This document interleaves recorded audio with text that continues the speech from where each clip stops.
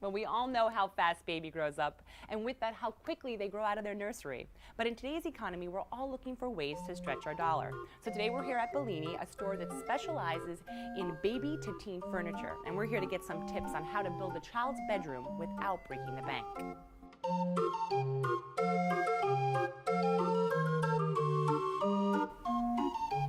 Hi, Michelle. Hi, Erica. This is Michelle. She's one of the owners of Bellini and also soon to be mom second time around, Yeah. right? So you have baby number 2 coming when? 4 weeks. Oh, wow. We Yeah. better get this information Yeah. for you before anything happens.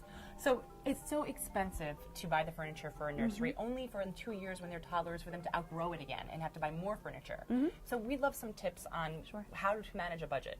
Well, here at Bellini, we really try to encourage our clients to think longevity. We want them to buy classic and timeless pieces that are not going to be trendy so that their children can use them for years to come. And that's more than just buying a classic piece versus a modern piece. You have certain items in the room that actually grow with the children. Exactly. We at Bellini believe that the furniture should grow with your child. So you should be throwing out an $800-900 crib. Yeah. You should be also using it as a bed. You should also be using a dresser as a changing table. So for example, this crib here converts from a crib to a toddler bed, then to a full-size bed that a child can actually use till they go to college. Okay, so right here what we have is obviously the crib.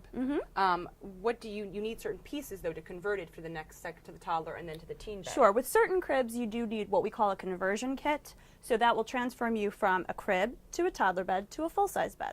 Now do I buy that up front with the crib or should I wait until the time comes? I would actually recommend buying it all together because we never know when certain collections are going to be discontinued or when color variations are going to come into play. And I have to ask because I know there's been a lot of talk about safety in cribs. Sure. Is a convertible crib just as safe as a regular crib? It definitely should be. You should make sure that whatever crib you purchase meets and exceeds government regulations. Okay. I know you have some other pieces too that kind of grow with the children, Yeah, right? we definitely do.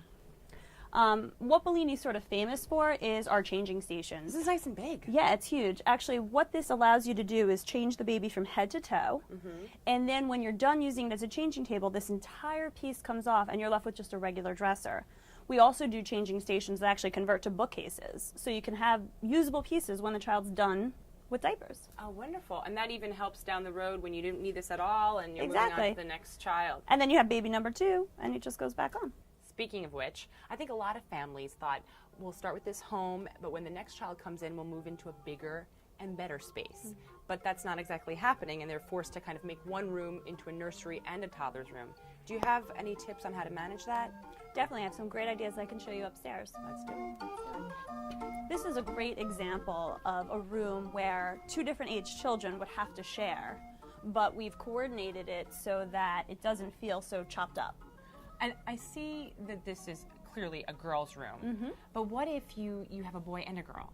Sure, you still want to make things coordinated, so you might want to use neutrals like blues, grays, yellow, greens, and then add certain accents for the girl or certain accents for the boy. Well, that's interesting you say that. You said blue and gray are considered, those are some of the more modern neutral colors. Definitely. You definitely don't have to shy away from blues and grays with girls. Well, how about aesthetics? Does the nursery have to blend in with the rest of the house? Does that make more sense? Definitely not. I think, your natural taste is your natural taste. So if you like modern, you're probably going to choose a modern nursery. If you like traditional, you'll probably choose something more traditional.